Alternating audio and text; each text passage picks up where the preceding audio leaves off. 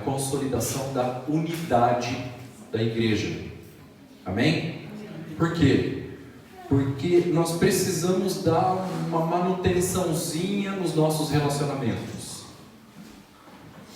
Então vamos falar um pouco sobre a consolidação da unidade ou a consolidação dos nossos relacionamentos.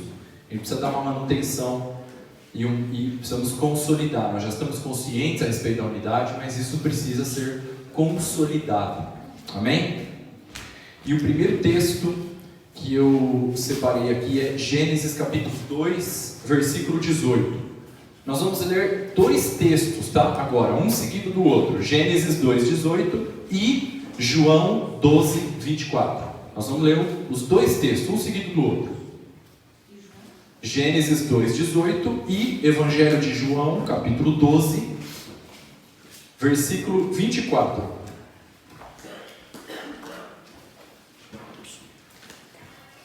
Gênesis 2, 18 e João 12, 24.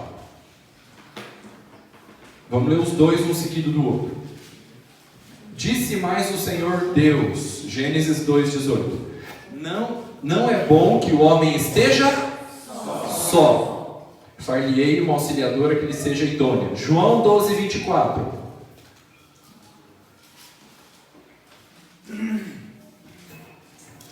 João 12, 24. Em verdade vos digo: se o grão de trigo caindo na terra não morrer, fica ele só. Mas se morrer, produz muito fruto. Gente, qual é a palavra em comum entre esses dois versículos? Só. Encontrou aí? Tem uma palavra que repete nesses dois versículos. E a palavra é só. Gente, preste atenção que em Gênesis 2, Deus não diz assim, ó: não é bom que o homem fique solteiro. Ele não está dizendo isso. Ele está dizendo que não é bom que o homem esteja só. Por quê? Porque tem casado que está só e tem solteiro que não está só. Porque o que resolve o problema de estar só não é o casamento, é morrer. É o que ele explicou em João 12. Se eu e você não morrermos, como que a gente vai ficar? Só. Então o que resolve o problema da solidão, de ficar só, não é o casamento, é morrer. A explicação de Jesus em João 12 é essa: se a gente não morrer, nós vamos ficar só. Isso está falando diretamente relacionado a relacionamentos em geral. Por quê? Porque tem casado que, ainda que mora com o cônjuge dentro de casa, se sente só. E tem solteiro que não está só. Porque o que resolve o problema de estar só não é mudar o seu status civil. É o que resolve? Morrer. O que resolve o problema de estar só é morrer. Morrer o que, Márcio? Ir para o caixão? Não. Morrer para o teu orgulho. Morrer para as tuas exigências. Morrer para os teus caprichos. Morrer para a tua justiça própria. Morrer para a tua vingança. Se a gente não morrer, nós vamos ficar só. Porque o que resolve o problema de estar só não é o casamento, é morrer. Tem casado que está só, e tem solteiro que não está só. Porque o que resolve o problema de estar só não é o casamento, é morrer. Agora, não é morrer por morrer. É morrer para ganhar a vida de Cristo. Lembra que Jesus disse em Marcos 8, 34 em diante? Aquele que perder a sua vida, esse ganha. Então não é morrer por morrer. É morrer para ganhar a vida de Cristo. não é morrer por morrer, é morrer para ganhar a vida de Cristo. Amém? Jesus disse em Marcos 8, quem perder a sua vida, esse ganhou, esse salvou a sua vida. Então não é morrer por morrer. Nós temos que morrer? Sim, para quê? Para não ficar só. Mas não é morrer por morrer, é morrer para ganhar. Ganhar o quê? Ganhar a vida de Cristo. Eu perco a minha vida e ganho a vida de Cristo. Eu morro para ser salvo. Agora, em Gênesis 2, que é o primeiro texto que a gente leu, ele está aplicando esse texto para o casamento. Deus está aplicando esse texto lá no casamento. Por quê? Porque o casamento, esse relacionamento, ele é o que mais te convida para morrer, não é?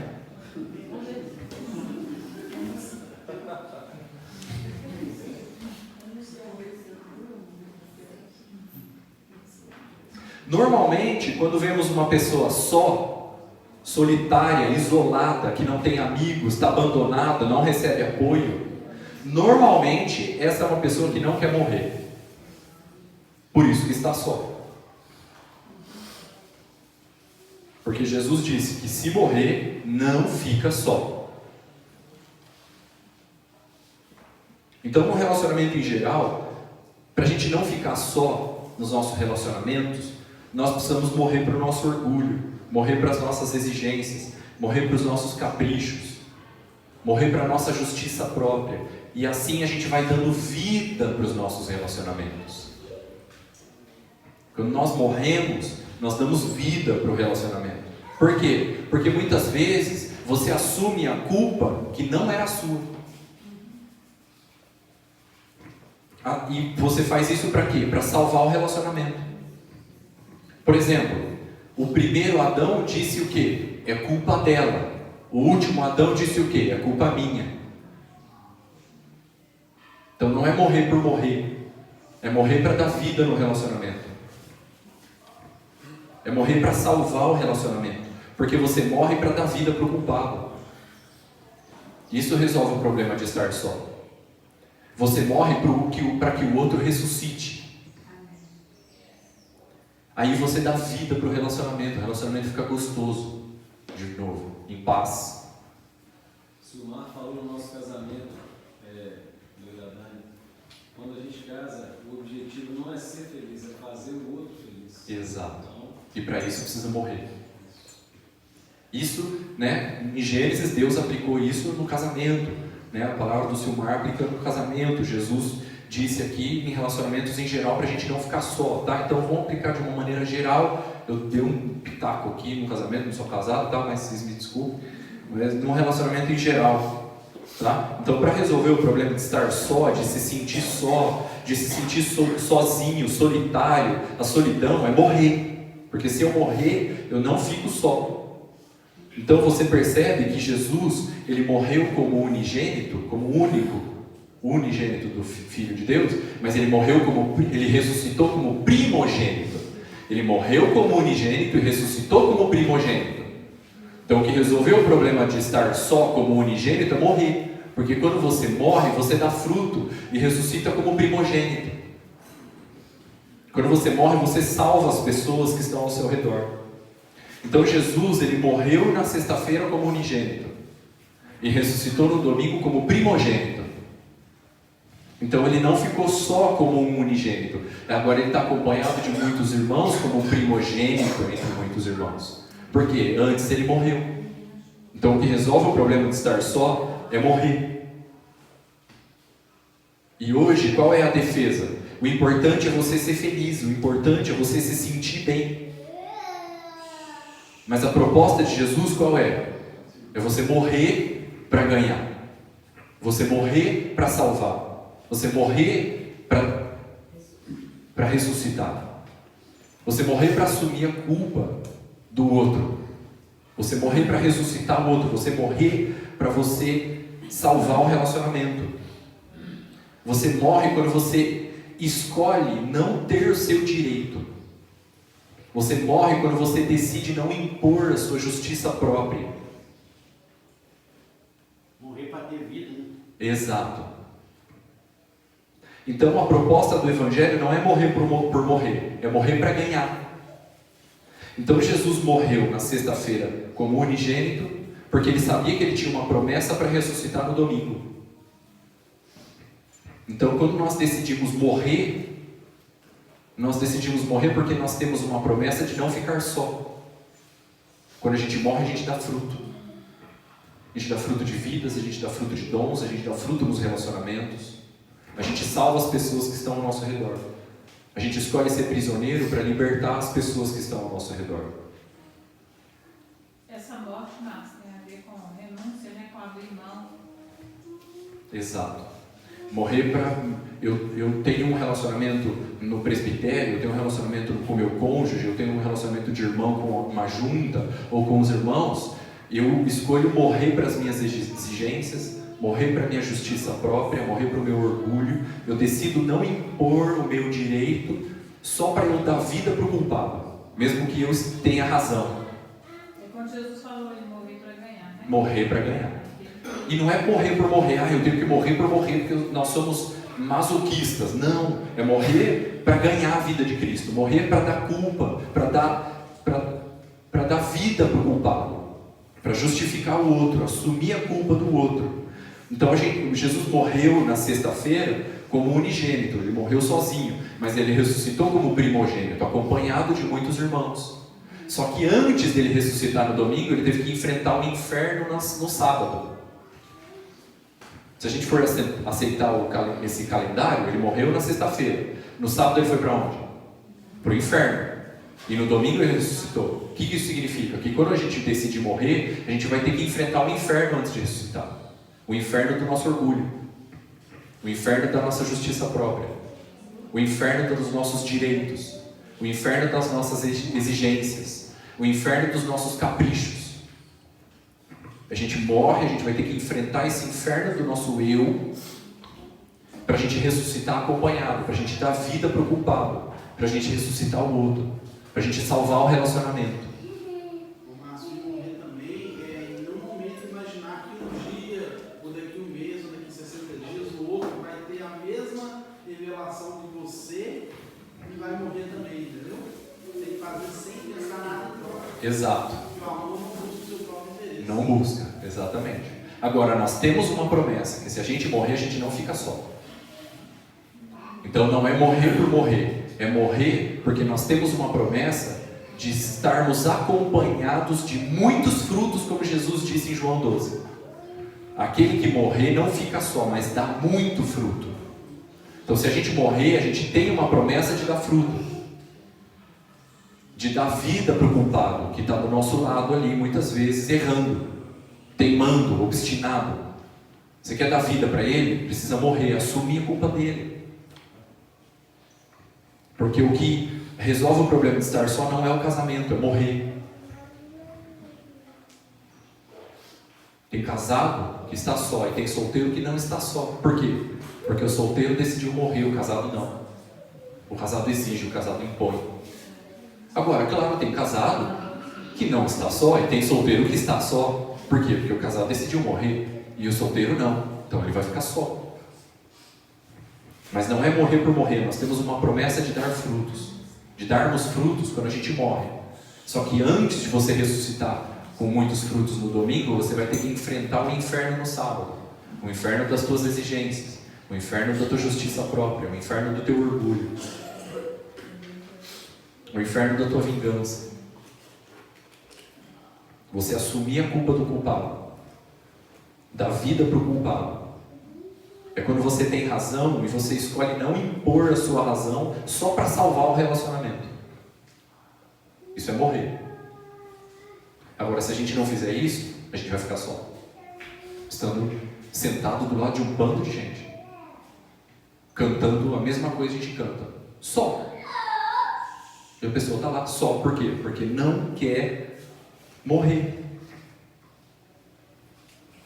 Não se engane, casamento não resolve o problema de estar só. O que resolve o problema de estar só é morrer. Então você quer dar vida para o relacionamento que você está, seja qual for, presbitério, com filho, com pai, com amigo, com irmão, com companheiro de trabalho, assume a culpa dele. Como Jesus fez. Jesus fez assim, o primeiro Adão, a culpa é dela. E o último Adão fez o quê? A culpa é minha.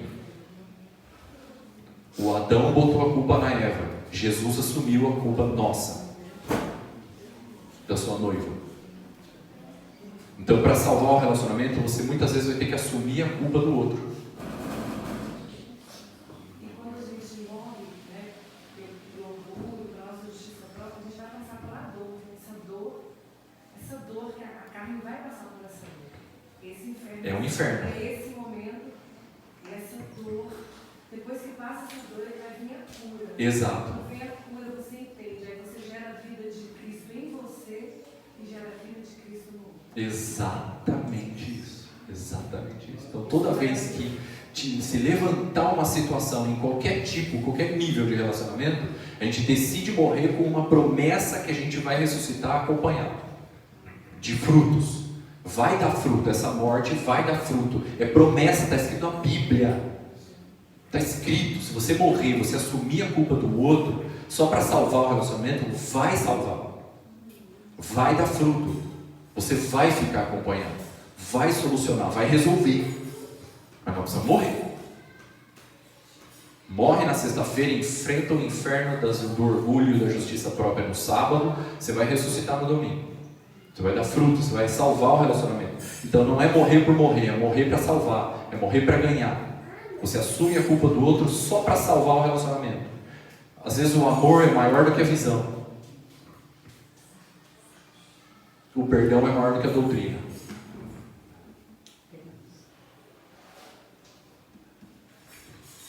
Então você escolhe não impor a sua razão só para salvar o relacionamento. O diabo, o que ele faz? Ele faz o contrário. Ele oferece a liberdade que vai desembocar numa escravidão. O Evangelho oferece a morte que vai desembocar numa liberdade. Então o diabo oferece você uma liberdade para você pecar, para você falar o que você quer, para você falar o que você pensa, para você se impor, para você ir para as drogas, para o vício, para a bebida, para a prostituição, para você não perdoar, para você virar as costas, para você sair fora.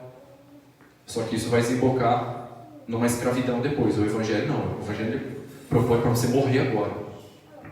Mas isso aí não é morrer para morrer. Ele vai desembocar numa liberdade. Então você escolhe não impor a sua justiça própria só para salvar o relacionamento. Quando você escolhe ser escravo, você liberta as pessoas que estão ao seu redor. Lembra de Paulo na prisão em Filipos, em Atos 16? Ele estava livre do lado de dentro da cadeia. O carcereiro estava do lado de fora, mas estava preso. Aí a cadeia se abriu só para mostrar que Paulo do lado de dentro estava livre e o carcereiro do lado de fora estava preso. Tanto é que ele queria se matar, porque a prisão dele estava do lado de dentro. Então você escolhe ser prisioneiro e aí você liberta as pessoas que estão ao seu redor. Só que quando você prende pessoas, você libera os demônios. E quando você libera os demônios, você solta. Quando você prende os demônios, você libera as pessoas.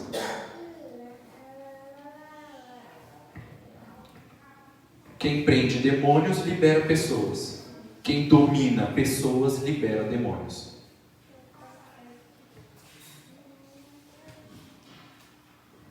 Então o Paulo, ele estava preso em Filipos, em Atos 16, ele estava do lado de dentro da cadeia, mas ele estava livre. O carcereiro estava do lado de fora da cadeia, mas estava preso. E quando a cadeia se abriu só para mostrar que Paulo, na verdade, era uma pessoa livre. E o carcereiro, na verdade, era uma pessoa presa, ainda que estivesse do lado de fora da cadeia. Aí ele disse que ele queria se matar, e Paulo falou assim: não, você não precisa se matar, tem uma liberdade para você.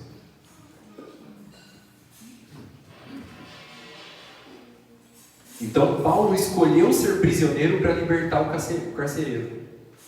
Então muitas vezes você escolhe ser prisioneiro para você libertar as pessoas que estão ao seu redor. Assim você prende demônios e solta pessoas. Mas quem prende pessoas solta demônios. Ah, Márcio, mas tem um limite para isso? Até onde eu sou bobo? Até onde vai a tua fé? Tua fé é o limite. A tua fé vai até onde começam os teus argumentos. A hora que teus argumentos começam, a tua fé acaba. Aí você não crê na promessa que você vai ressuscitar com muitos frutos, que você vai salvar o relacionamento. Então, esses argumentos, até onde eu sou bobo, ele limita a tua fé. Aí você não vai conseguir ressuscitar com frutos. Então, até onde eu sou bobo? Até onde vai a tua fé? A tua fé vai até onde os teus argumentos começam. A hora que teus argumentos começam, a tua fé acaba.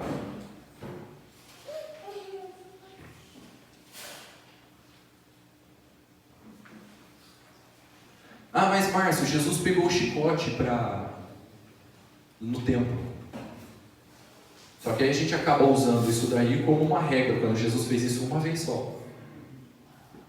Só que se você olhar para Jesus, você vai perceber que Jesus ele tem duas faces, cordeiro e leão.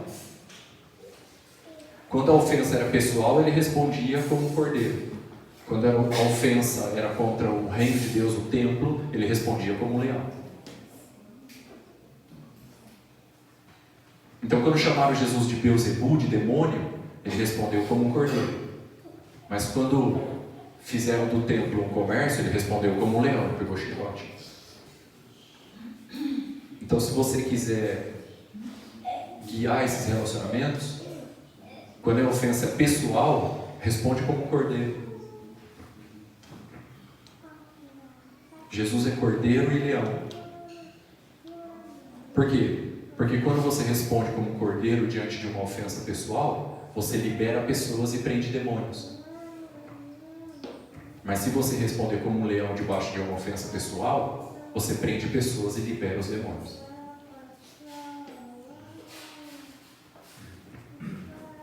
Então nós precisamos morrer. Porque o que resolve o problema de estar só não é casar, é morrer. Jesus explicou isso em João 12. Por quê? Porque tem casado que está só. E tem solteiro que não está só. Então nós precisamos morrer para a gente não ficar sozinho. Morrer para o nosso orgulho. Morrer para a nossa justiça própria. Morrer para as nossas exigências. Morrer para os nossos caprichos. Morrer para a nossa vingança.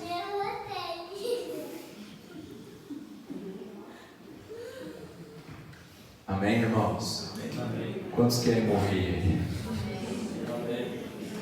Não é morrer por morrer, você tem uma promessa de ressuscitar com muitos frutos. Você morre para salvar o relacionamento, morre para dar vida para o culpado. Morrer muitas vezes é assumir a culpa do outro, só para salvar o relacionamento. E vai salvar.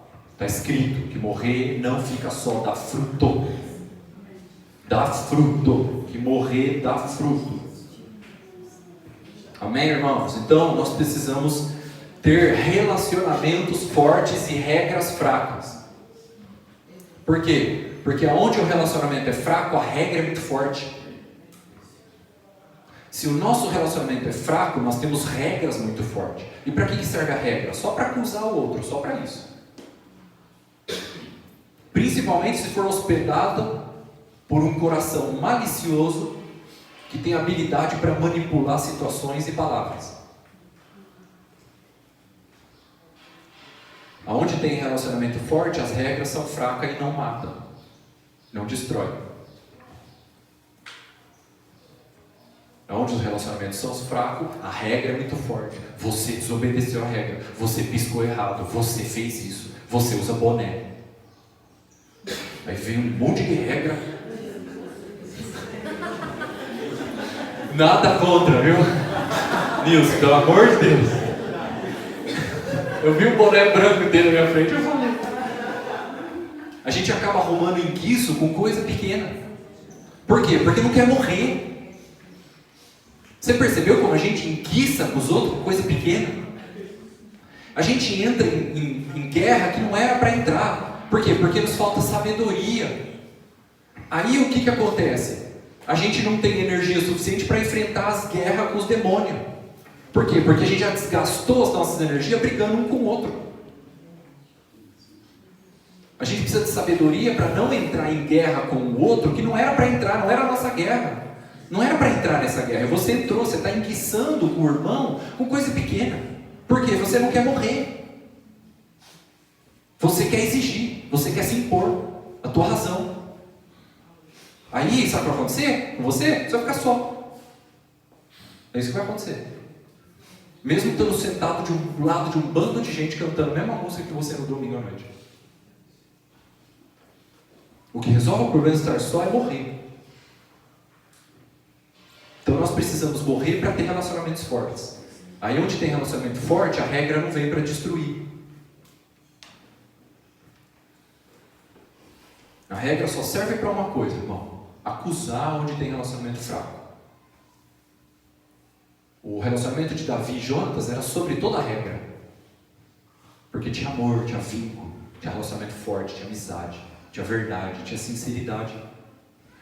Aí, você vai lá para 1 Coríntios 5,8, olha o que fala 1 Coríntios 5,8. Diz assim, ó: por isso, celebremos a festa, não com o velho fermento, nem com o fermento da maldade e da malícia, e sim com os pães da sinceridade e da verdade. Então o que acontece? Porque a gente não quer morrer, a gente compartilha o pão da malícia e da maldade dentro da igreja. 1 Coríntios 5,8.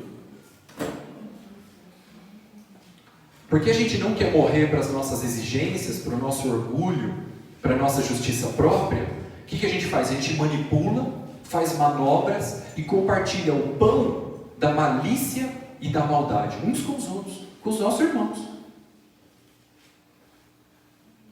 Manipulando, fazendo manobra, se vingando. Então eu estou numa reunião, o Dani fala alguma coisa que me afeta pessoalmente. Aí eu miro o meu canhão para ele a partir de agora. Você está na minha lista negra. Aí eu fico só esperando uma oportunidade de dar o troco. O nome disso é vingança. Aí eu ofereço resistência, dificulto as coisas para ele, só porque lá ele falou uma coisa que me afetou pessoalmente. Isso é compartilhar o pão da malícia e da maldade.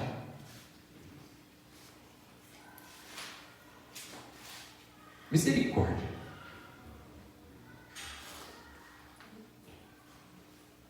Misericórdia.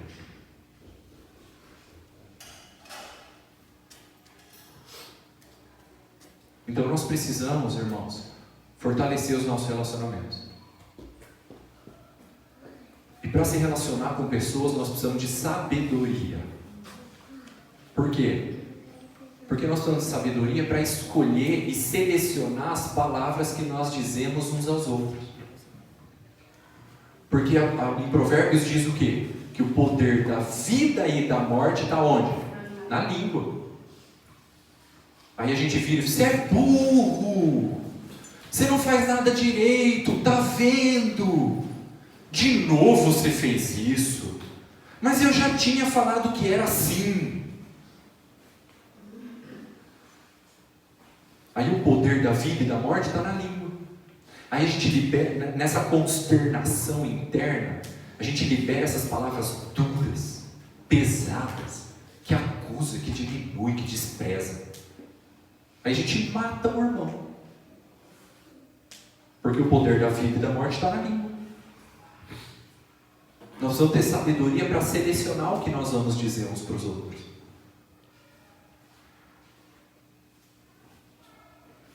Tem um irmão em Porto Alegre, chamado Daniel Gottfried, é o filho do John. Eu conto isso porque ele fala isso publicamente no canal dele, lá, Jesus em Mim. Eles estavam dentro de uma casa e ele gosta de tocar e cantar, ele tem dom para isso aí. Ele tocava teclado e cantava. E eles estavam todos numa casa esperando a pizza chegar. Enquanto isso ele ficou tocando e cantando, os irmãos louvando a Deus ali junto. Aí chegou a pizza, parou o cantoria, o louvor, eles comeram. Aí todo mundo estava indo embora, cada um para sua casa. Ele estava passando no corredor assim, em direção à porta para ir embora. Ele escutou duas irmãs falando assim, uma para a outra: você escutou a voz dele? Que terrível, não, esse guri não dá para cantar, é muito feia. Ele escutou, ele acolheu aquilo dentro do coração dele, começou a matar ele por dentro. Ele ficou anos e anos e anos enterrando o talento dele. Por que a Bíblia diz que o poder da vida e da morte está na língua?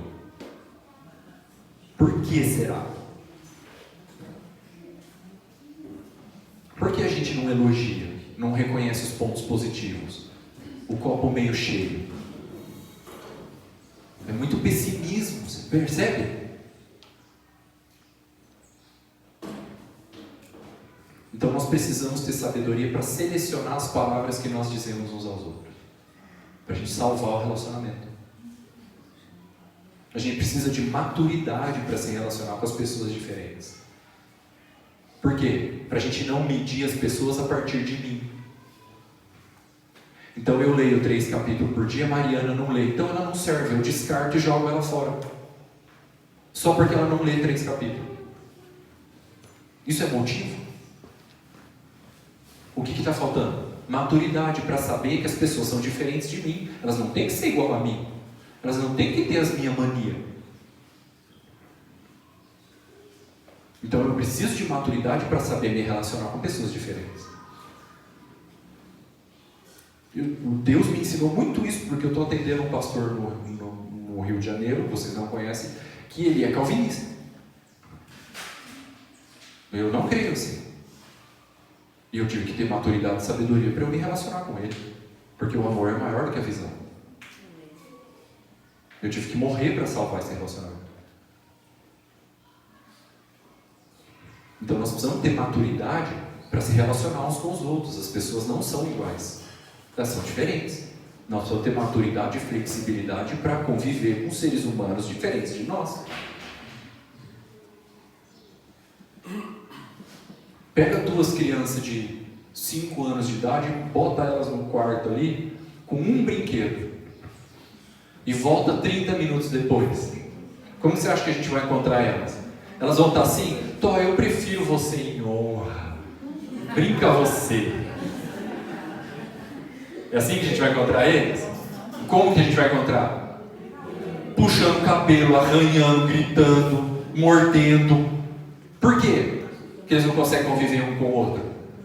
Porque não tem maturidade. Unidade é para gente madura. Unidade é para gente madura. Por isso que eles não conseguem conviver um com o outro, porque não tem maturidade para conviver com seres humanos diferentes. Precisa ter maturidade, flexibilidade para conviver com o ser humano. João 11, do 51 ao 52, a Bíblia diz que Jesus morreu, ele morreu, para juntar os filhos de Deus em um só corpo, que andam dispersos. Esse texto está falando que Jesus morreu pela unidade. A unidade para nós é assunto de discussão, mas para Jesus é assunto de vida ou morte. Não é coerente que a gente faça algo menor do que isso pela unidade da igreja. Não é coerente.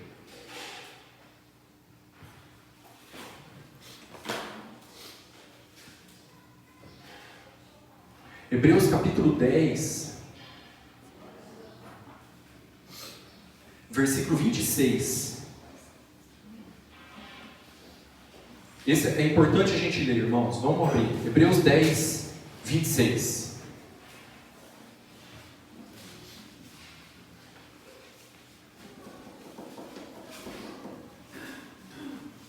Olha o que diz aí. Começa com uma palavra explicativa. Porque ele está explicando. Vírgula. Se vivermos deliberadamente em pecado, Hebreus 10, 26. Porque se vivermos deliberadamente em pecado, depois de termos recebido o pleno conhecimento da verdade, já não resta sacrifício pelos pecados. Uau, que pecado grave é esse, que se eu cometer, não tem mais sacrifício pelos meus pecados. Que pecado grave. Que pecado será que é esse? O versículo anterior explica. O que diz o versículo anterior? Não deixe de congregar. Esse é o pecado. Acontece que a sociedade bíblica ela colocou um título entre o versículo 25 e o versículo 26. Aí a gente chega no 25, a gente acha que ele esgotou o assunto, e no 26 ele entrou num assunto novo, e não é. Ele está continuando o assunto, porque começa com uma palavra explicativa, porque ele está explicando o que ele disse antes. Ele não esgotou o assunto no 25, ele está continuando explicando no 26. Então no 25 ele fala, ele dá um mandamento. Qual é o mandamento? Não deixe de congregar, porque se você cometer esse pecado voluntariamente, consciente, não resta mais sacrifício pelo teu pecado. Você sabe que é um mandamento congregar, aí você decidiu, não vou mais congregar. Irmão, olha aqui para mim. Não deixe de congregar.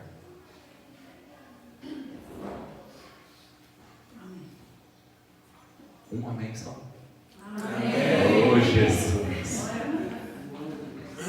Quer dizer para a pessoa que está ao seu lado, não deixe de congregar, meu irmão.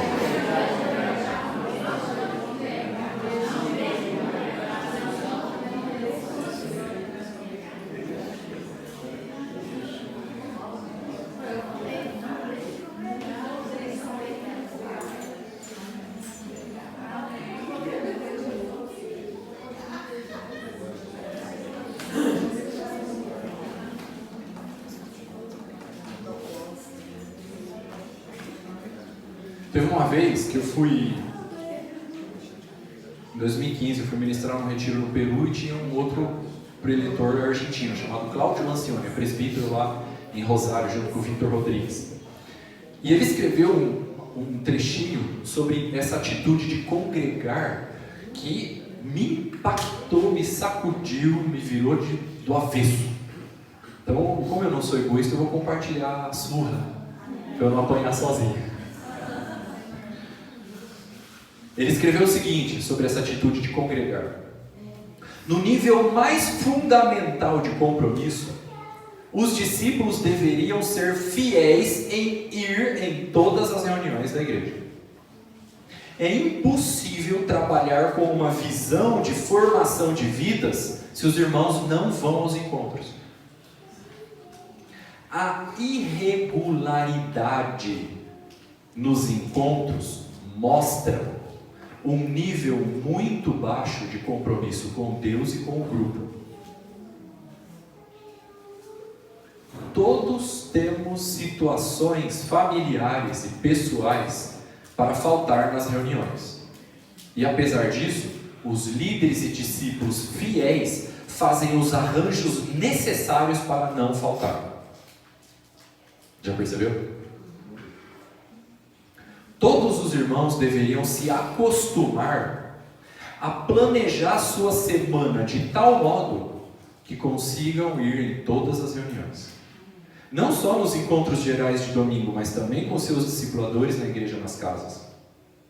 Quando isso não ocorre, é porque estamos dando mais importância para outras atividades.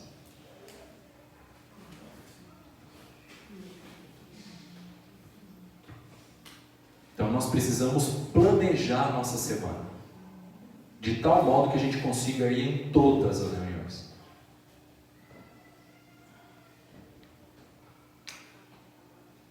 Faça os arranjos necessários, meu irmão. Vá nos encontros.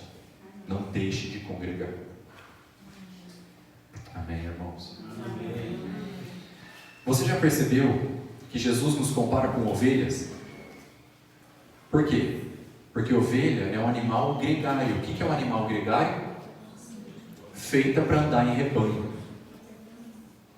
Por isso que ele nos compara com ovelhas. Nós não somos criados para andar sozinho. Nós fomos criados para andar em rebanho, junto com gente. Ter cheiro de ovelha.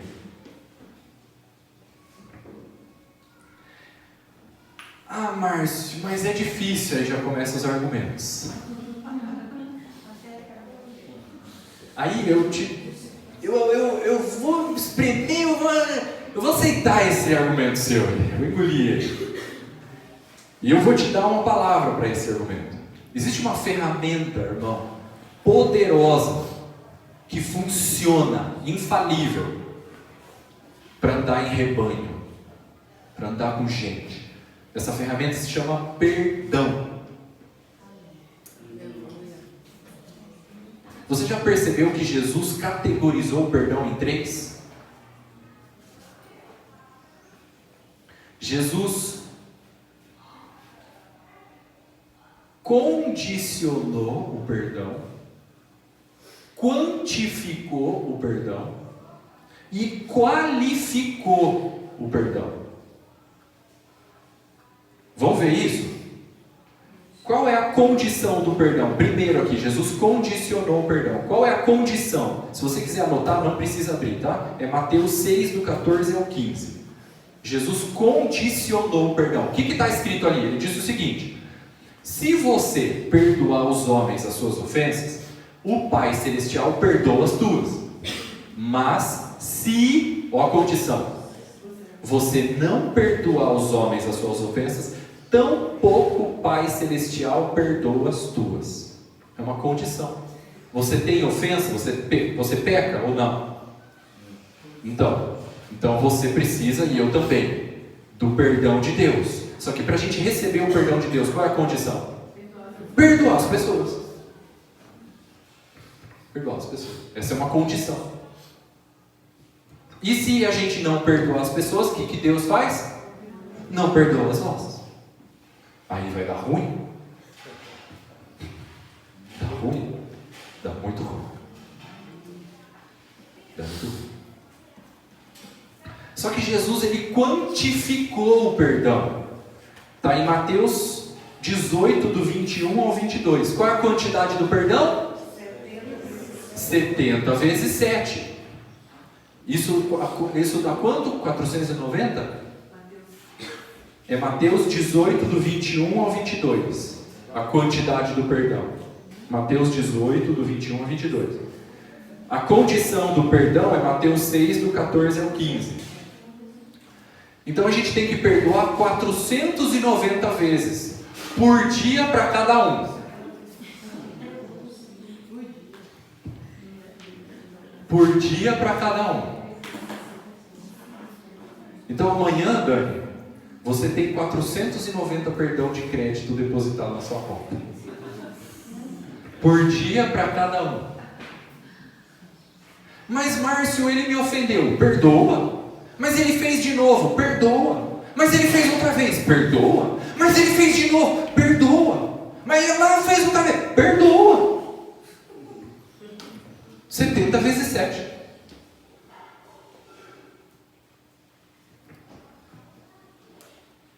Essa é a quantidade do perdão. Se é ruim de perdoar, não. Tem que morrer. Tem que morrer. Qual é a qualidade do perdão que a gente tem que dar para os outros? Está em Mateus 18, 35. Jesus falou assim: do íntimo. Tem que perdoar do íntimo. Essa é a qualidade do perdão que você tem que dar para as pessoas. Tem que ser do íntimo. Sem guardar a raiz de amargura. Ah, Márcia, isso é morrer, hein? Exatamente. Se você morrer, você vai dar fruto. Você tem uma promessa de ressuscitar acompanhado no domingo, se você morrer. Só que antes você vai ter que enfrentar o inferno no sábado, o inferno das tuas exigências, o inferno dos teus caprichos, o inferno das tuas manias, o inferno da tua justiça própria, o inferno do teu orgulho, o inferno da soberba. Mas não é por morrer. Você assume a culpa do culpado para dar vida para ele. Você assume a culpa do outro para dar vida para o relacionamento. Você escolhe não impor o seu direito para salvar o relacionamento. Não é morrer por morrer, é morrer para ganhar. Amém, irmãos? Um texto que talvez para mim seja o mais triste da Bíblia é aquele de João 5, do paralítico. Lembra? Tinha um paralítico num poço. Como é que chamava o poço? Betesda. Sabe quanto tempo que ele estava ali? 38 anos. Jesus chegou ali e perguntou para ele: você não quer ser curado? Ele falou sim. Olha a resposta que ele deu: eu não tenho ninguém. Ele estava só. Eu não tenho ninguém que me coloque no poço quando a água é movida pelo anjo de tempo em tempo para eu ser curado. Agora, irmãos, sabe o que significa Betesda? O que significa Betesda? Casa da Misericórdia. O que é a Casa da Misericórdia, irmãos? A igreja. A igreja é a Casa da Misericórdia. Então quer dizer que esse homem estava 38 anos doente na igreja e não tinha nenhum amigo.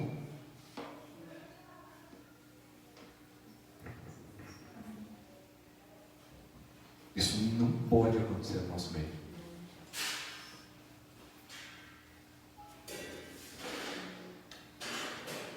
Agora, essa palavra não serve para eu me fazer de coitadinho, de vítima. Ninguém me ama, ninguém me quer, ninguém me liga, ninguém me visita. Não. Essa palavra não serve para se fazer de coitadinho. Essa palavra serve para você tomar a iniciativa e ligar, mandar mensagem, visitar, buscar, ir atrás, fazer amizade, restaurar, pedir perdão, perdoar.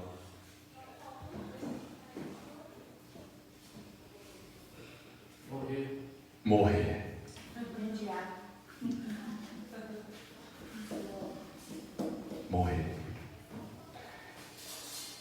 Às vezes parece que no meio da igreja está entrando a síndrome de Caim, né? Lembra do Caim e do Abel? O Caim matou Abel. E Deus foi perguntar para Caim: cadê o seu irmão? Lembra da resposta dele?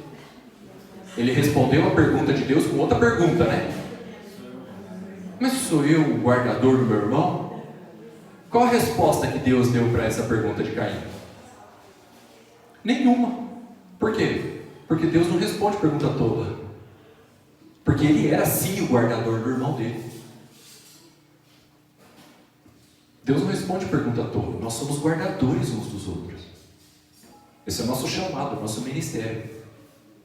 Cuidar uns dos outros. Não faça essa pergunta para Deus: eu sou guardador do meu irmão. Ele não vai responder. Porque ele não responde pergunta toda. Porque nós somos sim guardadores uns dos outros.